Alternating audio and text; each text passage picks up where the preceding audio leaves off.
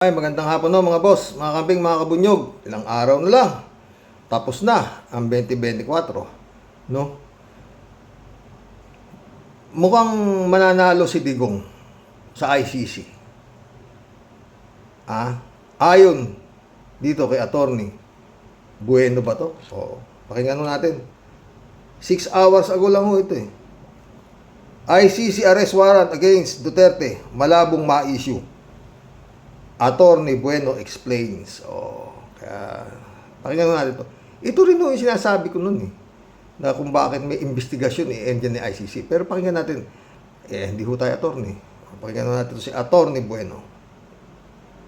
Mga amigos, mga amigas, magandang araw po sa inyong lahat. Ako po ang inyong lingkod, Attorney Rene Bueno. Kanina pong alas 12 na madaling araw, ako po ay nagkaroon ng live dito sa aking YouTube channel na kung saan ay pinag-usapan po natin yung mga tatlong critical challenges that may face the incumbent president na si Bongbong Marcos Jr. Tatlong critical challenges. Meron ho itong 86,300 mahigit na subscriber. Oo, magaling ho ito eh, pero mag-ano lang ho tayo, makikipagkwentuhan lang po tayo sa kanya, no? At meron po itong 2,800 views as of now. Lalaki pa ho ito. Na ating pong ipinaliwanag po ng una yung impeachment complaint laban sa ating kasalukuyang Vice Presidente.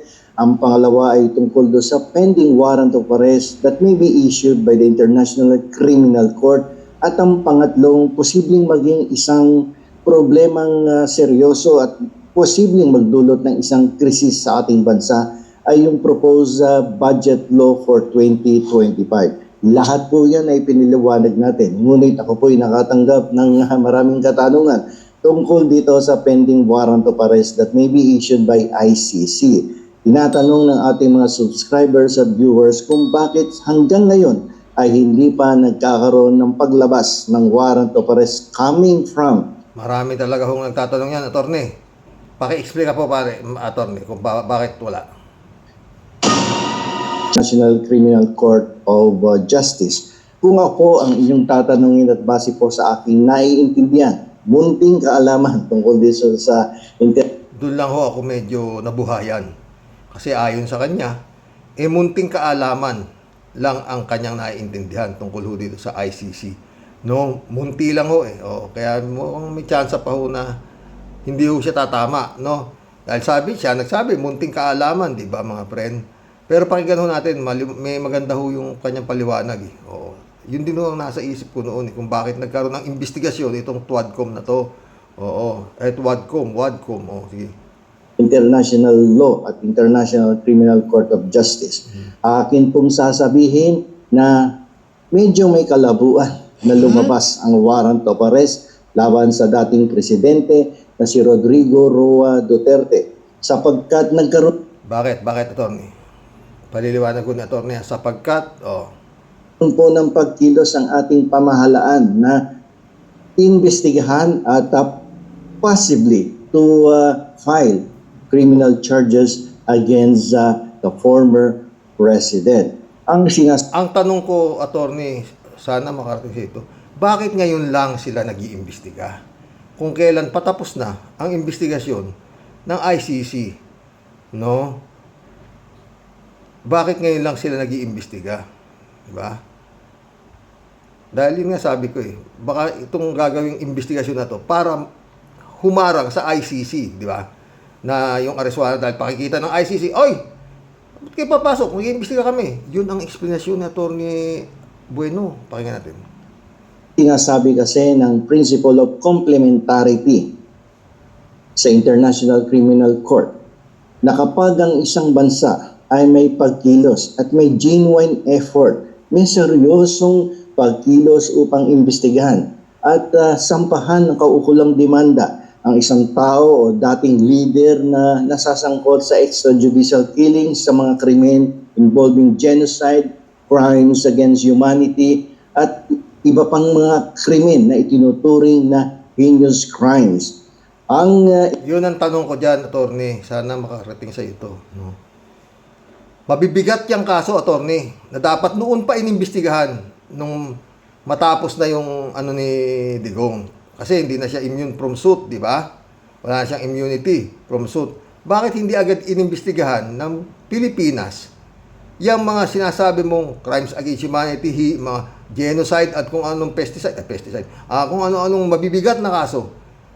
At ang Pilipinas ay nakarating pa nga magreklamo sa ICC dahil dito walang mapagreklamuhan eh. Wala eh. Oh, di ba? Mga boss, di ba, attorney? Oh, kaya ang ICC bilang miyembro tayo ng ICC na sinasabi na pinag-anuhan naman na talagang tayo ay miyembro dahil umayaw nga lang si Digong, di ba, attorney? Kaya tayo nawala. Pero 2019 pa yun, ang iniimbestigahan ng ICC, attorney, mula noong miyembro pa tayo hanggang sa tsaka kumalas tayo, yun ang iniimbestigahan ng mga crimes against humanity na sinasabi, di ba, attorney? Tuloy. International Criminal Court of Justice ay hindi dapat makialam pursuant to the principle of complementarity. Ang basic idea dito Ang problema, attorney, yun nga eh. Nakialam ba sila, mga friend? Ang ICC, nakialam ba? Para sa akin, hindi. Umaksyon sila sa reklamo ng Pilipinas bilang miyembro pa tayo noon. Wala pang investigasyon sa Pilipinas, meron ng investigasyon ng ICC, di ba? So, paano nakialam ang Pilipinas, ang ICC sa Pilipinas? Binawa lang ilang obligasyon nila sa Pilipinas bilang miyembro ng International Criminal Court. Yung sinasabing Rome Statute ba yun? Oo.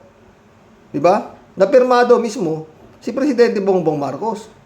Oh, hindi ho ako abogado pero hindi naman ho kailangan mabigat dito.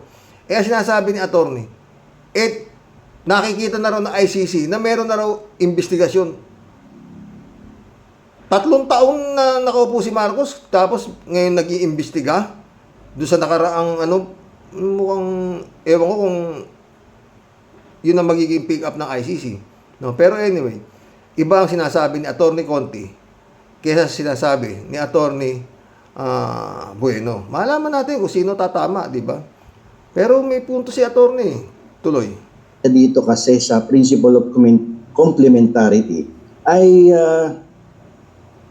this is a court of last resort.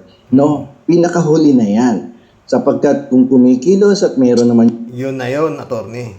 Kaya nga pumunta dyan yung mga biktima ng war on drugs kasi wala silang mapuntahan dito na korte. Kaya pumunta sila doon sa court of last resort na sinasabi mo. Doon sila tumakbo ang mga abogado ng mga nabiktima ng war on drugs ni Duterte dahil walang puntahan dito eh. Oh, kailangan nilang makakuha ng hustisya kaya sila tumakbo doon. Tama ba ako? Hindi kasi ako nag-abogado eh. Ngayon, ang sinasabi ni attorney, hindi na sila dapat makialam kasi nag-iimbestiga na eh. Kung kailan, magwawalong taon na yung investigasyon ng ICC, saka ngayon, kabago-bago ng investigasyon nyo, ibig nyo sabihin, bibili bang ICC sa ginagawa nyo? Wala nga kayo, hindi nga maki-contempt si Duterte na Senado saka Kongreso eh. Contempt lang ha, hindi pa maki-contempt.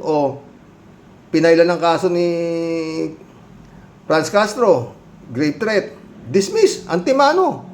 Di ba? Walang probable cause.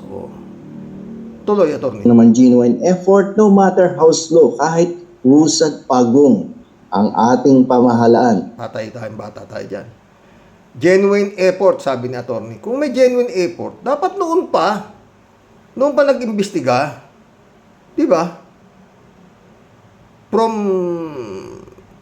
Bakit kung may genuine effort ang gobyerno ni Marcos na imbestigahan niya si Duterte tungkol dyan sa crimes against humanity na yan, sa war on drugs na yan, EJK killing na yan, dapat right there and there nung nawala na siya ng immunity from suit, nagkondak na ng investigasyon dito sa mga kawawang sinasabing 30,000 napatay, na walang kalaban-laban, mga ganun, di ba? Maraming, wala eh. Tsaka lang nagkaroon ng investigasyon, noon na nga, yan na. Tuloy. Sa pagkilos laban sa dating Pangulo at pinakita naman ito na meron tong intensyon at willingness na i-charge ang dating presidente. The ICC will not come in the picture. Hindi papasok sa eksena yan. No, sapagkat Attorney, hindi pumapasok ang ICC. Para sa akin na mga friend, yung Quadcom ang pumasok sa investigasyon ng ICC. Matagal nang naka-imbestiga ang Quadcom eh. Marami na nga silang testigo. Nandun sila sa kanya, si Mutabato, nandun na. Oh. Asan yung sinasabi mong genuine na intensyon na ano? Eh, hindi nga, wala. Yung mga testigo nga, kay Laila de Lima eh, pinakulong pa eh. Nung iniimbestigahan ni Laila de Lima yung EJK na yan, di ba? Oh. Sa Davao pa lang ha, nung mayor pa lang si Duterte. Oh. Wala nangyari. Oh. Kaya doon pumunta ang tao, doon sa court of, nasabi mong last resort. Oh. At sila ay sinasabing makikialam lamang kung merong unwillingness, no, on the part of the government, the present government. Kung natatandaan ko, attorney, ano eh, pinagbigyan pa nga yan eh. Dapat noon pa umano yan eh. Sabi ng gobyerno, na mag-iimbestiga kami. Kaya pinagbigyan pa ng ICC ng 1 taon. Eh wala ring nangyaring investigasyon eh. Wala nga lang na aresto, maski na ano eh, sa investigasyon, wala eh. Walang na isang pang kaso diyan sa pinaka-leader ng ICC na si Digong. Walang kaso. Kaya tumuloy ngayon yung International Criminal Court sa kanilang investigasyon. Dahil yung nakiusap ang gobyerno ni Marcos na mag-iimbestiga na kami. O pinagbigyan sila. Hindi ba, attorney? Tuloy. Government to institute legal action against the former president. Kaya yung mga haka-haka, mga sinasabi ng ilang mga politikong pangnasyonal. Attorney Trillanes, sang-ayon ka ba rito? Pero palagay ko si Attorney Conti hindi rin sasang-ayon sa sinasabi ni Attorney Bueno, no? Pero ako, manonood lang tayo. Hindi man tayo bugado eh. Tuloy. Ay sa palagay ko ay hindi magkakaroon ng katotohanan na mailabas ang isang warrant of arrest. Senator Trillanes, pakinggan mo to. Oh, hindi raw maglalabas ng warrant of arrest. Kaya huwag ka nang maingay, Senator Trillanes. Malabo daw, sabi ni ICC arrest warrant against Duterte, malabong ma-issue. Attorney Bueno, explain. Pinaliwanag. Kung naririnig mo to, Attorney Senator Trillanes, lalo si Idol Christian Isguera, o baka kahit kailan lang kausap ni Idol Christian Isguera si Attorney Conti. Sinasabi ni Attorney Conti, malabo ikang umaawat yan dahil magkakaiba na gano'n. Pero iba kay Attorney Bueno eh. Tuloy mo. Pares laban kay dating presidenteng Rodrigo Duterte. Kung hindi sana, nagkaroon ng investigasyon dyan sa Quadcom. Kita mo, mga friend, kasalanan ng Quadcom. Kung hindi sana, nagkaroon ng investigasyon dyan sa Quadcom. Kaya lang nga, attorney, late na eh. Late na. Ngayon lang sila nag-imbestiga eh. Kung kailan patapos na yung investigasyon na kaya yung kay Attorney Conti, di ba? Yung ano man na nakikita ang investigasyon din sa Quadcom, makadadagdag pa. Pero yun nga, ang ginawa nga ito ng Quadcom na to, pinigay na ang papel sa Department of Justice.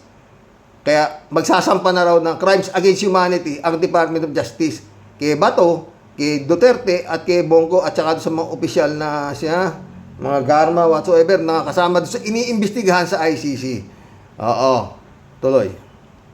Hindi sana nagrekomenda na magsampa ng criminal charges against the former president doon sa Department of Justice. At kung hindi... Ayun, nagrekomenda yung Quadcom doon sa Department of Justice, nasampahan ng kaso. Rekomendasyon ng Quadcom sa Department of Justice. Yun ang kay attorney. Anong arod ngayon? ICC? Sasampahan na namin ang kaso eh. Yun ang sinasabi ni attorney, di ba? Di kasi ako abogado eh. Pero yun na nangyayari, mga friend. Tuloy. Sana nagkaroon ng pronouncement ang mga namamahala sa Justice Department na seryoso nilang pinag-aaralan.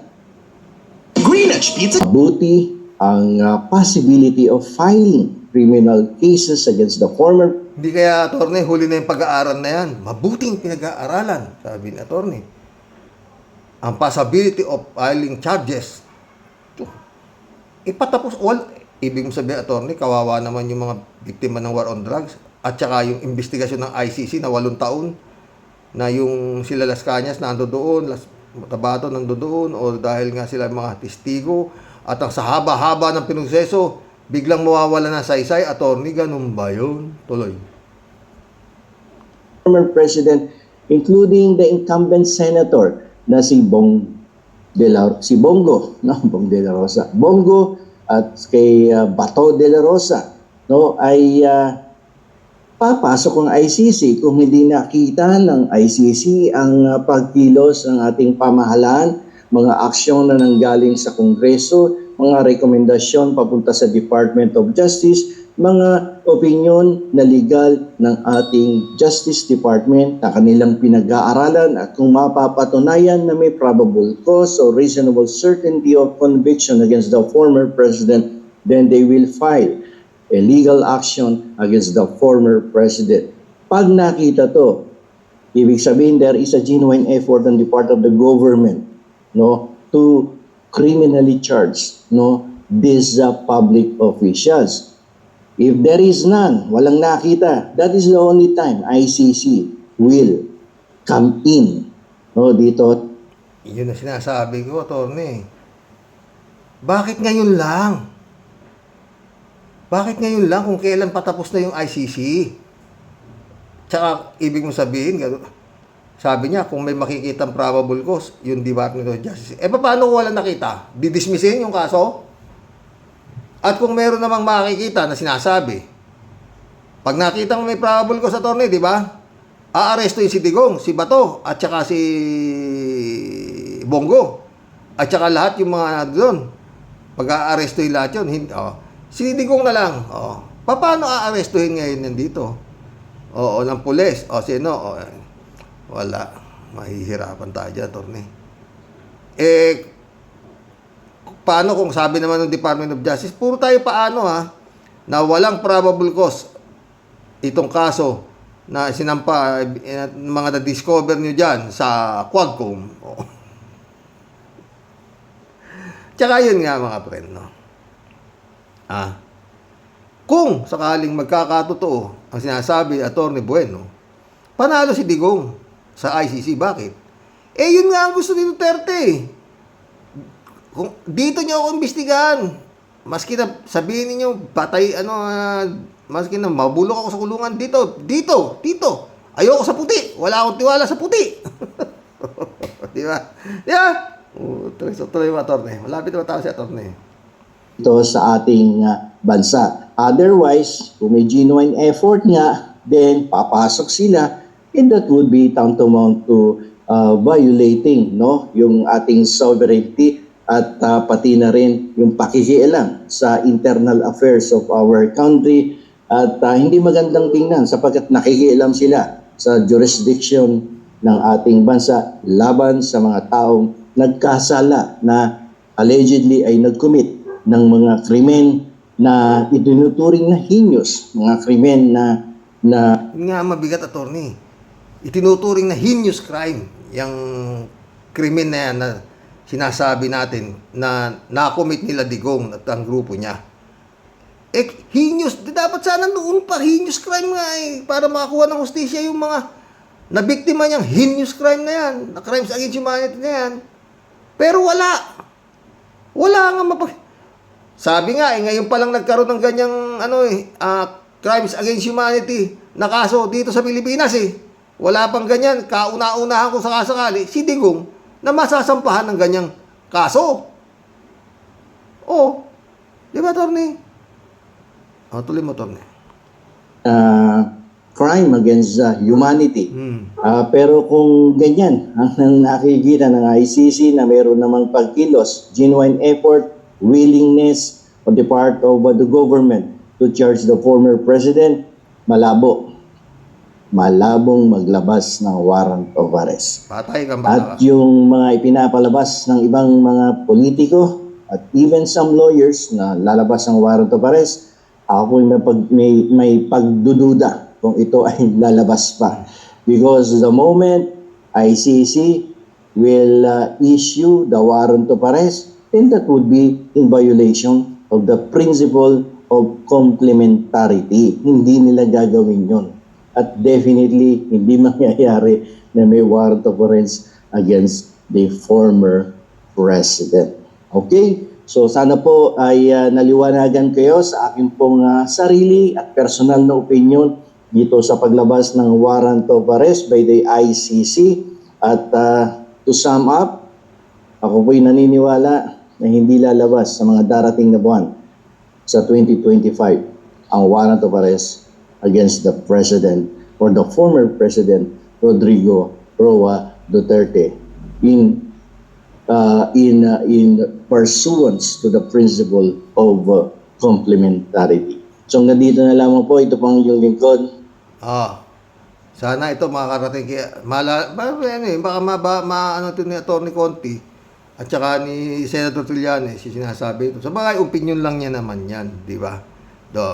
Yun ang kanyang paniniwala, di ba mga friend? Pero kung yun nga ang mangyayari, patay kang bata ka. Digong wins, ICC lose. Kung yung paniniwala ni Atty. Bueno ang magiging tama, di ba? Yun lang yun. Yung pinagpaguran ng ICC na napakahabang panahon nang dahil na sa rekomendasyon ng Quadcom na sampahan ng kaso sa kanilang findings, pwedeng sampahan ng kaso si Duterte ng crimes against humanity. Mawawala na yung mga saysay lahat yung investigasyon. Sila Las Cañas, baka pauwiin na kayo. Mantakin mo yung ano ni Las Cañas, yung kanyang sinumpaang salaysay, 100, parang libro na 184 pages yata. Oo, no? Libro na yun, mawawala saysay ho yun, ayon kay Atty. Bueno. Dahil makikita raw ng ICC na meron genuine effort. Ganun ba yun? Kung ako tatanungin niyo dyan, di tayo abogado. Pero yan ginawa ho ng Quadcom na yan, hindi ho genuine yan. Bakit ngayon lang? Kung genuine, di nung pasana. Kung sinaalang-alang ninyo talaga ang kapakanan ng mga namatay na tao na walang kalaban-laban, mga nakatsinelas na sinasabi. Diba? Pero yun paulit-ulit, dapat yung mga nabiktima nitong crimes against humanity, itong extrajudicial killing nito si Duterte, lumabas na po kayo sa karsada. At baka maging totoo ang sinasabi, ang opinion ng Atty. Bueno, tapos na ho. Yan sabi niya, maski na, basta na gi-imbestiga tayo, maski na usad pagong, hindi papasok ang ICC. Wala na ho. Kawawa na ho yung mga naging biktima ng war on drugs ni Duterte. Yun lang ho. Maliwanag naman ho, di ba? Yung kanyang explanation kung bakit hindi nadadating ang warrant of arrest ng ICC dahil meron na raw genuine effort ang gobyerno ng Marcos na papanagutin si Duterte. Sara Duterte nga lang, di ma-impeach. Ewan ko. Magkulab na po tayo mga friend. At kung dadapot subalit ngunit at ganun nga ang nangyari, na rekomendasyon ng Quadcom na sa Department of Justice na nakakita sila ng na pwedeng sampahan ng crimes against humanity to si Digong. Kailan kaya matatapos naman ng Department of Justice? Mabuti kung kagaya nung kaso nung anak ni Remulla ng Secretary of Justice. 3 buwan lang tapos agad ang kaso, no? Kung ganun kabilis. Kasi ito crimes against humanities, di ba? Aaralin mabuti, sabi nga ni Atty. Bueno, kung may probable cause, wala. Kasi kung makakakita ng probable cause ang Department of Justice, automatic pa-aresto si Bongo, si Bato, at yung iba pang mga involved dito sa Duterte drug war na to, di ba? Lalo na si Bato. No bail recommended yan. Kasi nga, heinous crime. Crimes against humanities. Oh, nakakulong si Bato. Oh, tsaka si Duterte.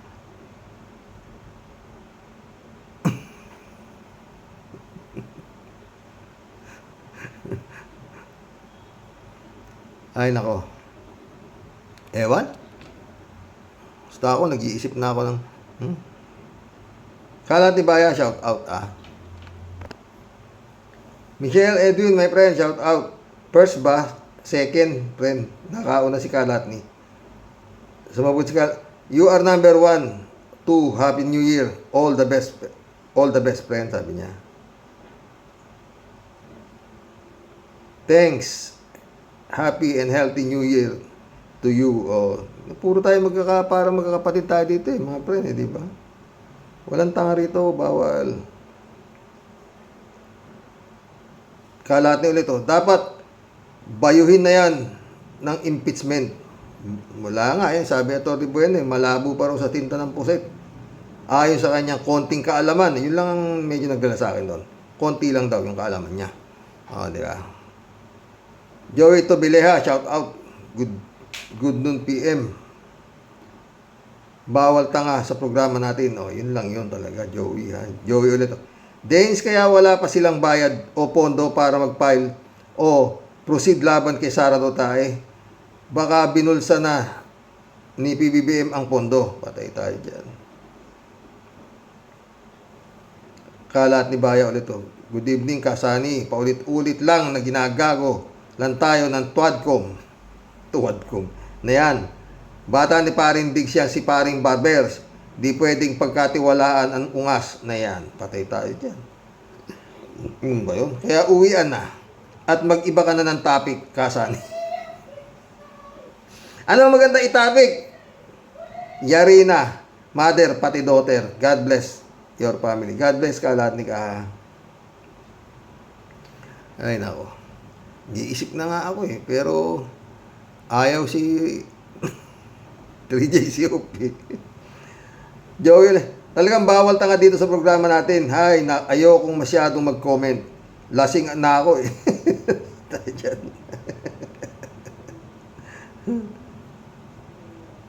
Kalat niya ulit walang impeachment na mangyayari. Naiiyak sa takot ang pulpul na gobyerno natin kay Sweetheart Sara. Si Sweetheart Sara lang ang astig at ang malakas. Merong kumakalat niya, nakaluhod yung Sweetheart natin. At parang kung ano kinakain, pero hindi pa masiguro kung siya ngayon. Yung mga vlog nila Mima Eilish Pero kamukha, kalat ni, mukhang kumakain ng turon. Ramon Valencia, turon. Tubo. Ramon Valencia, shout out. Bossing, kung malabnaw ang utak mo, maluluha ka talaga sa mga sinasabi ni Digong nyo. Napuna ko rin yung reporter na wala ng gana na magtanong. Ramdam niya na walang kwenta at sustansya ang sagot ni Barbers. Diba? Shout out Ted. Basta utak, Duterte, walang sustansya ang magsalita. Nasipsip ng lahat ni Digong kasi ang sustansya ng mga utak nila. Di mo ba alam na si Digong ay galing sa ibang planeta? Ang pagkain niya ay sumipsip ng sustansya mula sa utak ng tao. Pagmasdan mo ang mga dikit sa kanya tulad ni Roque Panelo Aimee at mga vlogger nito, walang saysay ang mga pinagsasabi. Ngayon si Barbero. Tayo dyan.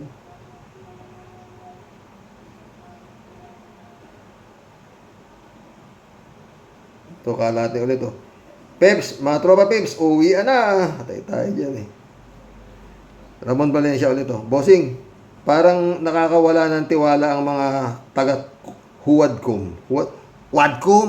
May tuwadcom, may Huwadcom naman kayo. Nagpapasiklaban lang, wala naman palang mangyayari. Siguro maligaya at masagana ang Pasko at bagong taon. Ramon Valencia ulit. Bossing, kumusta na lang sa lahat ng mga Karaoke Warriors at sa pamilya mo. Patnubayan nawa tayo ng puong may kapal. Salamat. Pre, ipinadala na sa iyo ng pamingking ko ang Gcash namin pamasko. Maliit, pasensya na, sabi niya, sa 1K lang. Okay na yun, Edmundo, ikaw naman. Basta, okay na, nakuha ko naman na. Rodelio Alpilor, shout out ah. Hello po sir. Sir Rox, nakakalungkot po talaga ang mga nangyayari sa mga kongreso at senado. Pag di napatalsik si Sara Kim, si PBBM ang mapapatalsik. Mismo pinsan niya, sinasabotay siya, kaya doble ingat at mapamasid ang taong bayan at ingat po si PBBM. Dapat mag-ingat siya sa pagpasya tungkol sa budget, sir. Sir Rox, sa dami ng lumalabas na budget na yan, Lord, kayo na po manguna sa nangyayari ngayon sa gobyerno. Salamat sir, ingat po tayong lahat. God bless us all po. God bless Rodelia. Inam hirap eh, no mga friend? Lumalabas talaga na ano eh. Tama si Digong eh. He is a weak leader. Hirap kasi mawak ng gobyerno. Maliban na kung kasing galing ka nung tatay niya, si Ferdinand Marcos Sr. Tumakbo ang bansang Pilipinas ng 20 taon. Walang senado, walang kongreso, walang panti-pantilis. Wala lahat kayo. Walang magnanakaw. Siya lang. No. Sana mayroon pang isang Marcos na mas medyo matino naman sana na makapagdeklara ng martial law. Para wala na yung Senado, Kongreso, eleksyon na yan. Ang laki na natipid ni Marcos nung panahon Marcos Sr. Magkano isang eleksyon? Nga, bilyon-bilyon. Magkano sweldo ng senador? Magkano sweldo ng Kongreso? Mga congressman na yan. Takin mo, 300 congressman. Yung nanakawin pa niyan, pork barrel pa niyan. Putang na. Ubus. 6.3 trillion ang budget ngayon 2025. Uubusin ho yan. Oo.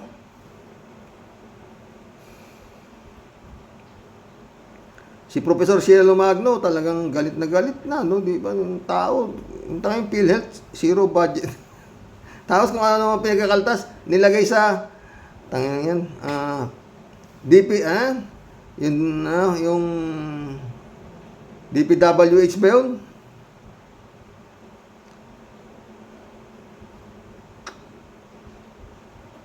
Raul Villanada, shout out. Happy New Year, Kuyang Rox, at sa inyong may bahay. God bless us all. God bless. Raul ulit, Matabang din ang timplada nitong si Kong Barbers.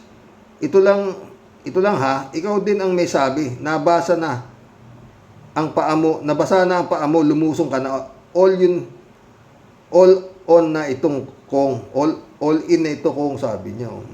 Hindi ay ba yun yung mabasa. Elizabeth Iscari, shout out. Good evening, Sir Rox. Sa tingin ko, may niluluto ang mga Quadcom dito. Baka biglain nilo na lang tayo ng mga yan. Ito naman si Barbers. Baka play safe ata ito para di mabunyag ang plano nila. Yun ang tingin ko dito, Sir Rox. Abangan na lang natin ang susunod na kabanata. Siyempre, suspense, Ted, shout out, Ted. Play safe si Barbero. Dahil marami din siyang nakolektang malalaking sobre kay Sara. Pwede. Yan naman, patay tayo dyan kay Ted. Pelabo, shout out. Nung pa sinabi ko, wag ng impeachment. Mas okay yung plunder kasi pasok sa plunder kaso ni Pusit. Matagal impeachment at sure talo na sa Senado. Gawa na kaalyado ni Pusit. Mga senador, di ba? Yun nga sinasabi ko rin, Pelabot Ipinipilit nila doon sa isang ay, nako. Ewan. Basta hindi na-dispatch yan ng Marcos tong Duterte. Si Duterte ang nanalo. Oo, si Duterte ang nagpapatakbo pa rin itong bansa na ito kung tutuusin. Mantang yung sabi ni Atty. Bueno, malabo ikayan mag-issue ng warrant of arrest. Kasi, pinapakita raw ng gobyerno na meron tayo sinseridad, sampahan ng kaso. Di ba? Patay tayo dyan. Yun ang gusto ni Digong.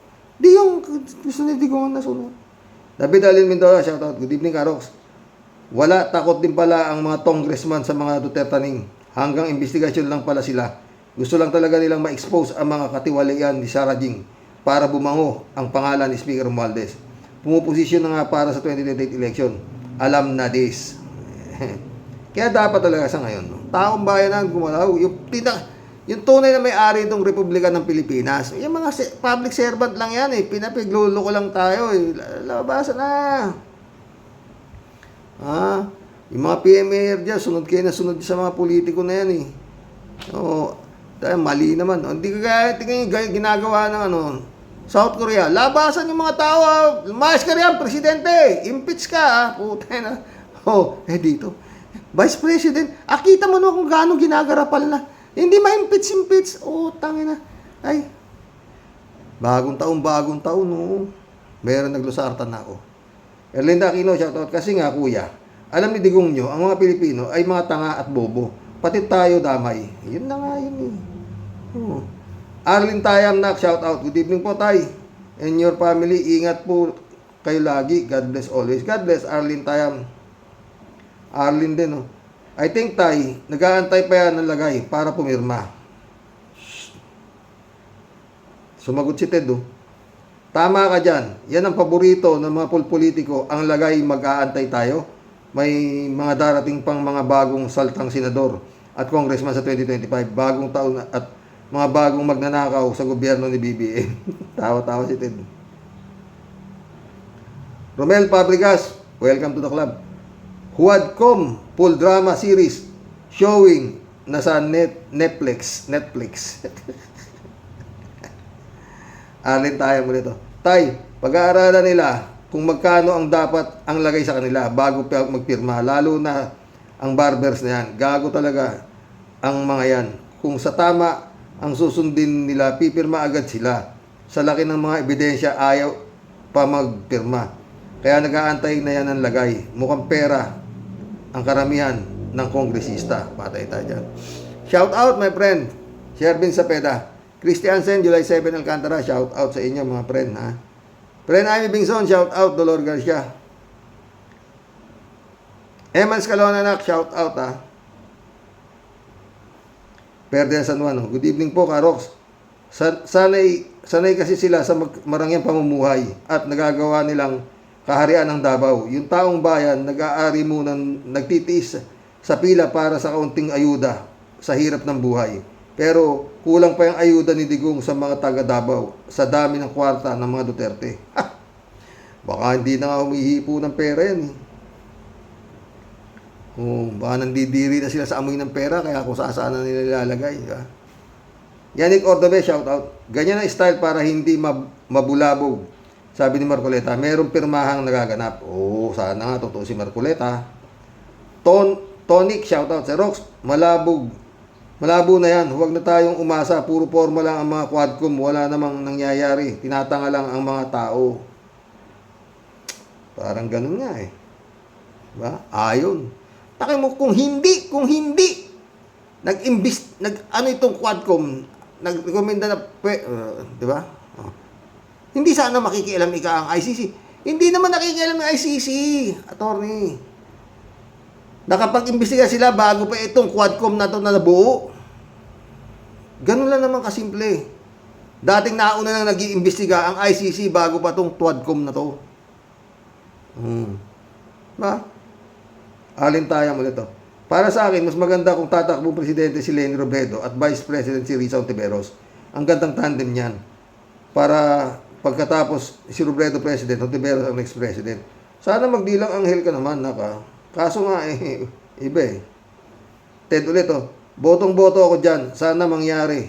At huwag makipag-agawan ang mga buhaya. Mga walang kwenta. Tignan nyo na lang ang mga nangyayari. Sino ang mga number one sa mga presidential? Sara Duterte. Tulpo. Sa Senado. Yan ang Tulpo.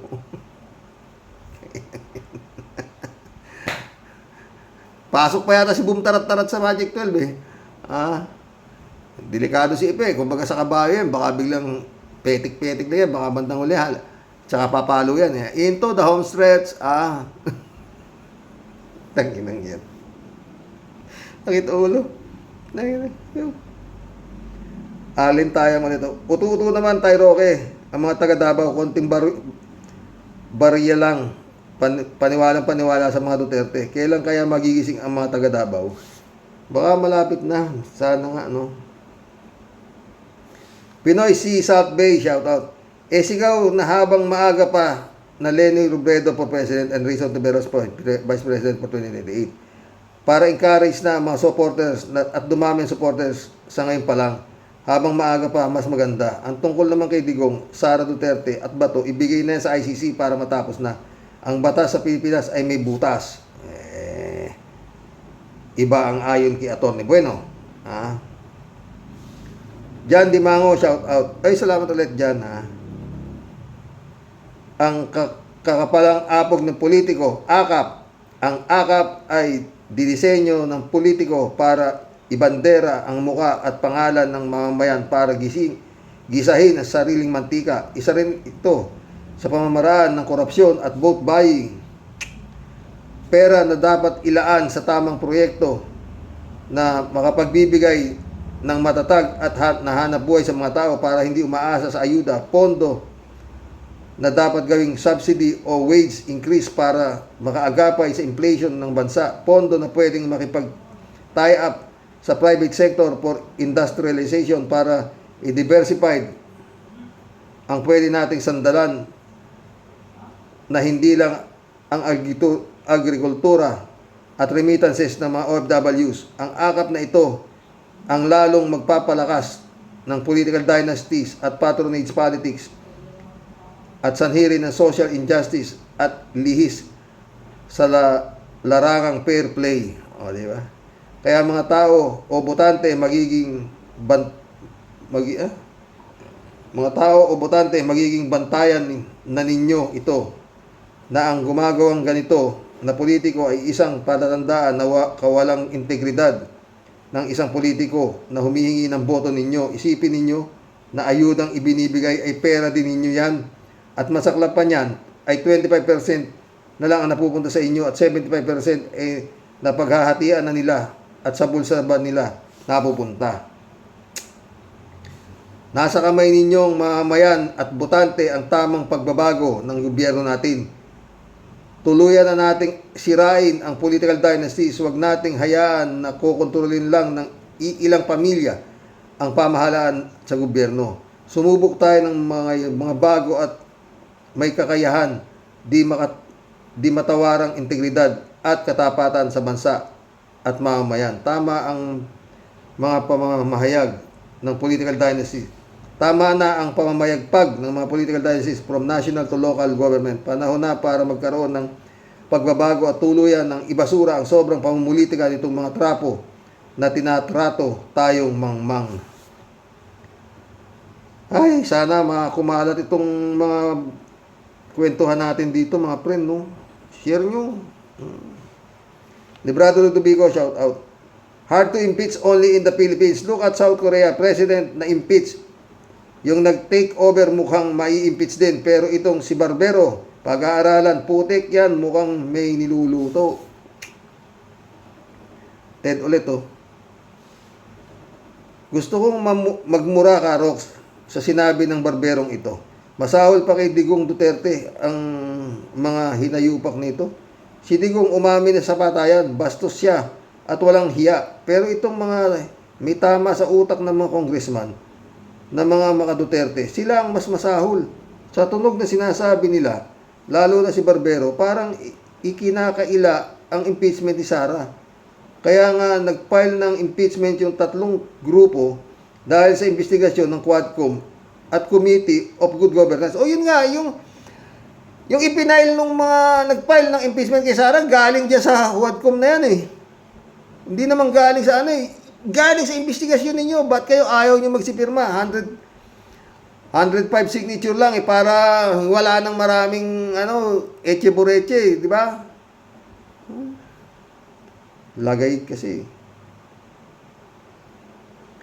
Kinalkal nila ang baho ni Sara at napag-alaman sa investigasyon, naka-impeach si Sara dahil sa marami nitong nilabag na panuntunan ng batas. Ngayon, Ang barberong ito parang ngayon lang narinig ang dahilan kung bakit naghain ng reklamong impeachment. Tatawa-tawa pa na parang nakakaloko, patay mali siya, parang hindi siya ang chairman ng investigasyon na walang alam. Di ba nakapaggigigil at gusto mong manapak ng barbero? Hanggang ngayon wala pang aksyon sa reklamo. Oy Ted baka meron ka rin pang maintenance high blood. Kaso, sikalatin na naman. Kasani, walang ICC warrant of arrest para kay Paring Diggs at sa kanyang mga tropa peeps. Total, pinapakasuhan ng Tuadcom si Paring Diggs. Kaya may justita, may hustisya na dito sa Pilipinas. So, di na kailangang malaya na si Paring Diggs. Si Paring Diggs lang ang untouchable at ang malakas. Paring Diggs, mabuhay ka. Kumpare mo si Diggs, kumpare mo si Kibuloy, sweetheart mo si Sarah, talaga yung kalat ni Kay. Kalatin na naman, sabi ni Maring Nora Villamayor, walang himala. Sabi naman ni Paring Diggs, walang ICC warrant of arrest. Paring Diggs, ikaw na. Utik yan.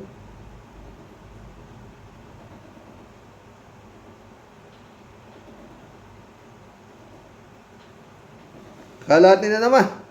Aaminin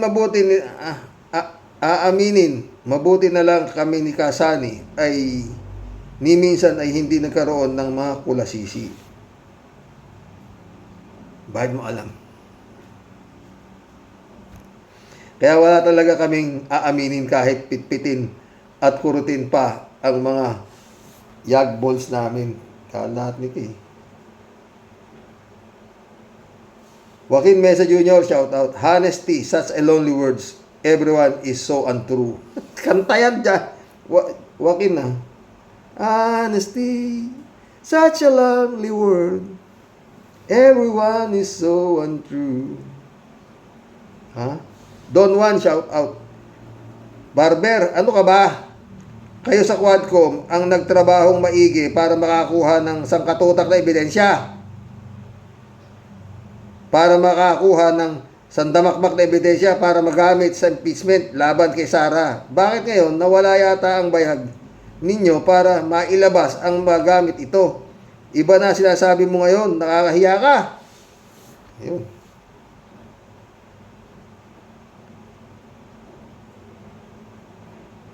Shout out my friend Jun Lagon. Pastor Jun Lagon. Jeff Ramos na shout out Balong Boyong Kong.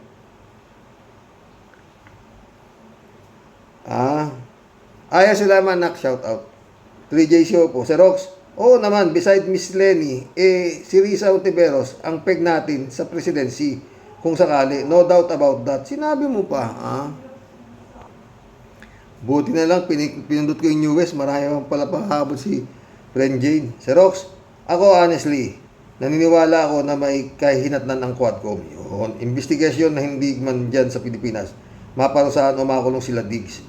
Mapaparusahan sila one way or another kasi ang kasabihang everything we do has consequences. Lahat ng gagawin natin merong positive or negative outcome yan. Hindi tayo makakaiwas dyan. Kaya lahat ng ginagawang kasamaan ni Dutz and company will come back to them whether they like it or not. It is just a matter of time, ika nga. Malapit na mamatay. Baka makamatayan na. Marilo Pabianak, shout out Good day po tayo at sa mga ka-warriors. Hi! Kalaglag balikat naman kung walang kahinat na ng ginagawa nilang investigasyon. Do the right thing. Huwag kayong puro papogi. Di yan mahalaga sa amin yan. Ang dapat ay managot at gumawa ng paglabag. God bless us all tayo at sa mga ka-warriors. God bless Marilo Castro. 3J Shop ulit Si Rox, excited din naman ako kung si Dutz ang magiging abogado ni Pusit. Let's see. Kaya ba ni Dutz na hindi magmura sa korte? O bakit? Korte, wala rin siya. Siya nga korte. Siya ang investigador. Siya ang sentensyador. Siya lahat. Kala mo 3J Hook eh. Tignan mo siya na naman na nasunod. Kung totoo, si Atty. Bueno, dito ako yung bisigan, yung ICC yan. Pwede yung punta kayo doon, ibibiting ko sa puno ng akasya. Puta. Tayo ng dots. Umura.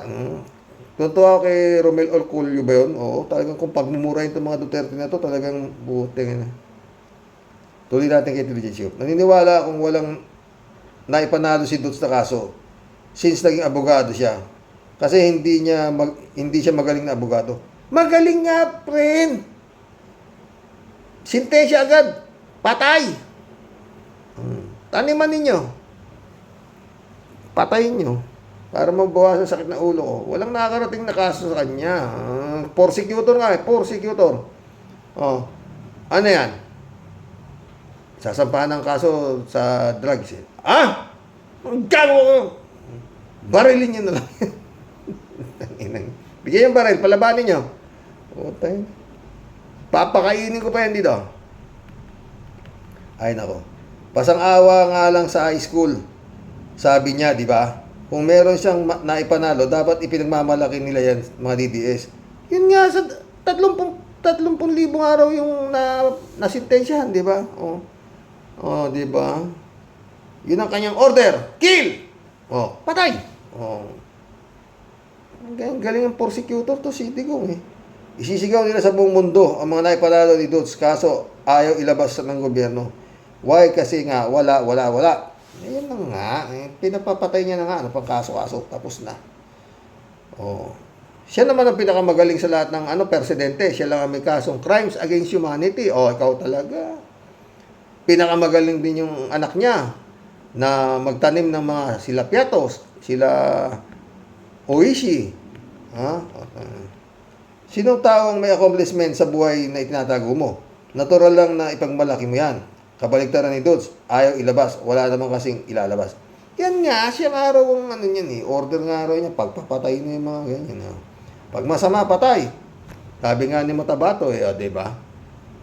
Kami binuo kami para patay kami ng mga masasama. Wala na. Yun ang sabi nila Matabato. Meron kami bayad per ulo. DJ Shop ulit. Rox, mapunta tayo dito kay Atty. Roque. Ayan na, House push to pull scale legal offense versus Harry Roque. Hala, pinapa-extradite na rin siya. Naku, pag nagkataon, sa rehas mag-valentine ang mag-asawang Roque. Alam mo, Sir Rox, yan ang sinasabi ko, na anuman ang gagawin mo, may consequences yan. Super yabang si Roque noon at California at Canada nang pasabugin nila ang video bangag ni BBM. Piyestang-piyesta ang hitad dyan. Asa na ngayon ang yabang niya? Akala niya como maalam siya sa international law, como abogado di kapanilya siya. Kayang-kaya niyang lusutan legally ang mga pinagagawa niya. Ayan, the law is running after him. Totoo yan, ha?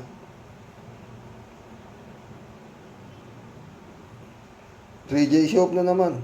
Ito pang isa, si Digong nyo, nagmamakaawa sa Davao. Aba, kapag minalas-malas sila, ay hindi sila manalo sa Davao, ay goodbye Philippines na sila. Kahit pa raming silang datong, Xerox, power and money must come together. Kung may pera ka nga, pero wala ka namang power, mahirap. Kung may power ka naman, kahit wala ka pang pera, magkakapera ka pa. Totoo yan, ha? Totoo yan, ha? Mission accomplished, mga boss. Shout out, brother Elias Isyo. Namamas ko pa rin po, mga friend. Magandang hapon po. Hanggang bukas po muli. Ilang araw na lang, mga boss. God bless. Ano masasabi nyo kay Atty. Bueno? Yun lang, tanong. Sangkot sa... Pag nagkatotoo, sinasabi ni Atty. Bueno, tama ang hinala ko na itong kwagkong to, binuo para proteksyonan si Digong. Para siya ay makalusot sa ICC. Sa paka-explika ni Atty., lusot na siya. Kung totoong mangyayari ang kanyang opinion. Di ba ba?